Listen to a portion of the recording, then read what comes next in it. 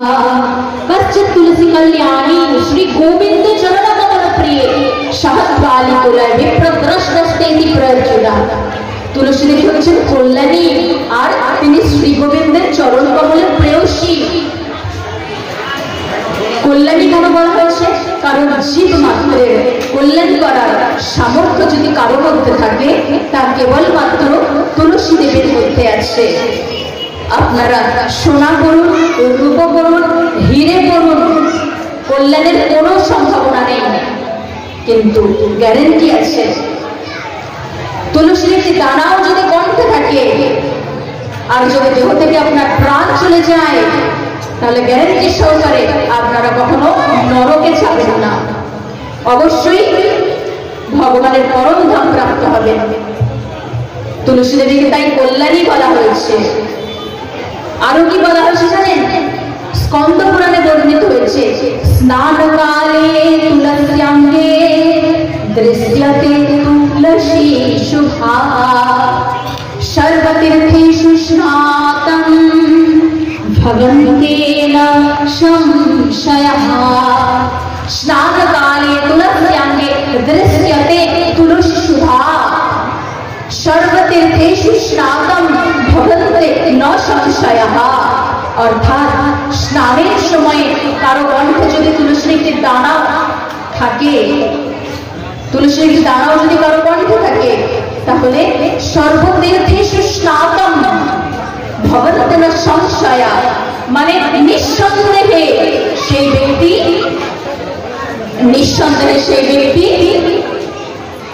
সর্বতীর্থ স্নানের ফল লাভ করে থাকেন। সর্বতীর্থেষু স্নাতং, সর্বতীর্থ থাকে না, জলের পরিমাণ চলে যায়, কমে যায়, মাটি শুষ্ক হয়ে যায়, আর সেই সময় তুলসী দেবীকে কেউ যদি জল প্রদান করে তখন সেই ব্যক্তি ভগবানের অতি প্রিয় হয়ে যায়।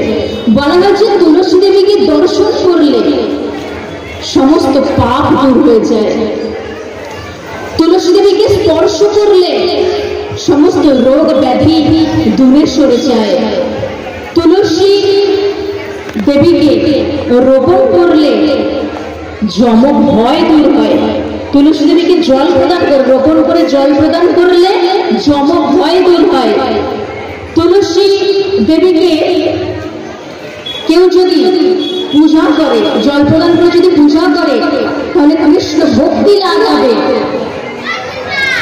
আর কেউ যদি তুলসী পত্র চন্দন সহকারে শ্রী গোবিন্দের চরণে অর্পণ করে তাহলে ভগবান তার কাছে কেনা হয়ে যান,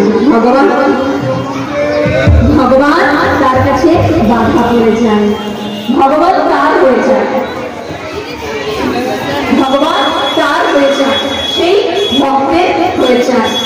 তাই বৈশাখ মাসের এত মাহাত্ম্য। একদিন এক ব্যাগ বৈশাখ মাসে শিকার করতে বেরিয়েছিল, এক ব্যাগ বৈশাখ মাসে শিকার করতে বেরিয়েছিল।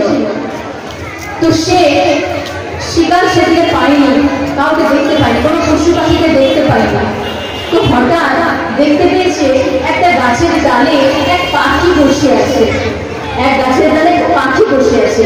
আবার গাছের ডালটা এমন ছিল যে জলাশয়ের দিকে হেরে আছে গাছের ডাল, আর সেখানে পাখি বসে আছে। তো ব্যাগ সেই নিক্ষেপ করবে, তার জন্য লক্ষ্য স্থির করছে, সেই পাখির দিকে পক্ষীর দিকে লক্ষ্য স্থির করছে, তীর নিক্ষেপ করবে।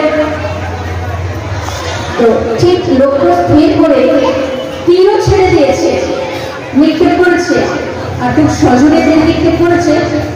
কিন্তু পাখি ঠিক বুঝতে পেরেছে ওই যে রাখেনি তো বলো মারে কে, আর মারে হলি তো রাখে কে। তাই হরির শরণাপন্ন হতে হয়, হরি যাকে রাখবে তাকে কে মারবে। সেই পাখি তীর তার কাছে আসার আগে সে উড়ে গেছে, ঠিক তার গায়ে তীর লাগবে সেই সময় উড়ে গেছে, আর সেই তীর গিয়ে পড়েছে সেই জলাশয়ের জলে। আর সেই জলাশয়ের তীরে একটা তুলসী বৃক্ষ, একটি তুলসী বৃক্ষ হয়েছিল। সেই ব্যাগ তার উদ্দেশ্য ছিল পাখিকে হত্যা করা। সে পাখিকে মারবে বলে, বধ করবে বলে তেল নিক্ষেপ করেছিল, কিন্তু পাখির সেই সময় মৃত্যু ছিল না। সেই সময় পাখি উড়ে চলে যায় আর তীর জলাশয়ের জলে পড়ে যায়। আর এমন জলাশয়ের জলে পড়েছে যে সেই জলে ছিটকে তুলসী বৃক্ষের গোড়ায় পড়েছে। ব্যাগ কিন্তু তুলসী দেবীকে জল প্রদান করেনি, অজান্তে জল প্রদান করে, জেনে শুনে জল প্রদান করেনি, অজান্তে জল প্রদান হয়ে গেছে। পাখিকে বধ করতে গিয়ে তুলসী দেবীকে জল প্রদান করে ফেলেছে। এর ফলে কি হয়েছে জানেন? যখন ব্যাগের মৃত্যু হয়ে যায়, মৃত্যুকাল উপস্থিত হয়ে গেলে তো যমদূতেরা নিয়ে যায়। তো যমদূতেরা নিয়ে গেছে ঠিকই, তার যখন বিচার হচ্ছে দেখা যাচ্ছে, তার বিচারের সময় দেখা যাচ্ছে তার কোনো পাপ নেই, তার খাতা সব সাদা, তার কোনো পাপ নেই। যমরাজ বলছেন যে চিত্রগুপ্ত, এক্ষুনি দেখো, যে ভালো করে দেখো কি ব্যাপার, এর সব পাপটা পাপি তাপি সারা জীবন জীব হত্যা করে গেছে, এ নরকে যাবে, নরকে যাবার কথা, কিন্তু কি এমন কাজ করেছে, দেখো কি এমন কাজ করেছে যার ফলে এর সমস্ত পাপটা দূর হয়ে গেছে। চিত্রগুপ্ত লিখলেন যে মহারাজ, বৈশাখ মাসে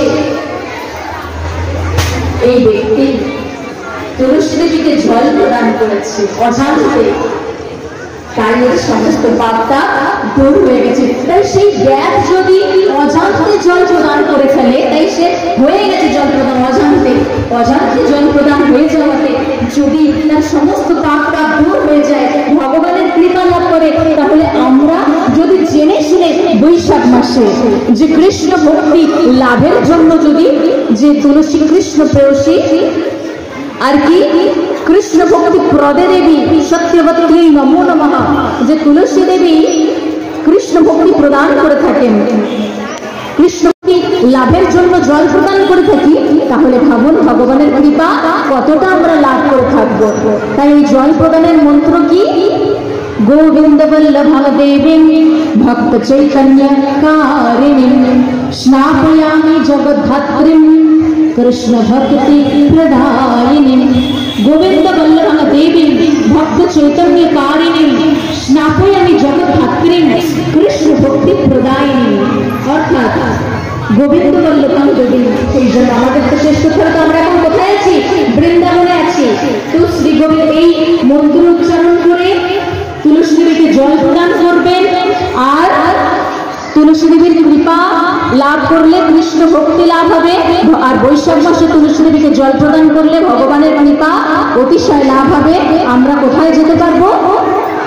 যে মাধবস্য নিকেতনম, আমরা মাধবের নিকেতন, ভগবানের আলয়ে, ভগবানের পরম ধাম প্রাপ্ত হয়ে ভগবানের সেবায়, নিত্যকালের জন্য সেবায় আমরা নিযুক্ত হতে পারবো। তাই এই বৈশাখ মাস ব্যাপী সবাই তুলসী মঞ্চে ছাড়া বেঁধে জল প্রদান করবে।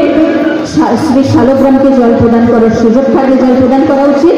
আমরা সবাই এখন বৃন্দাবনে আছি, আসুন আমরা সবাই রাধারানীর নাম দিয়ে আমরা সমাপ্ত করবো। সবাই আমার সাথে এটা মানিয়ে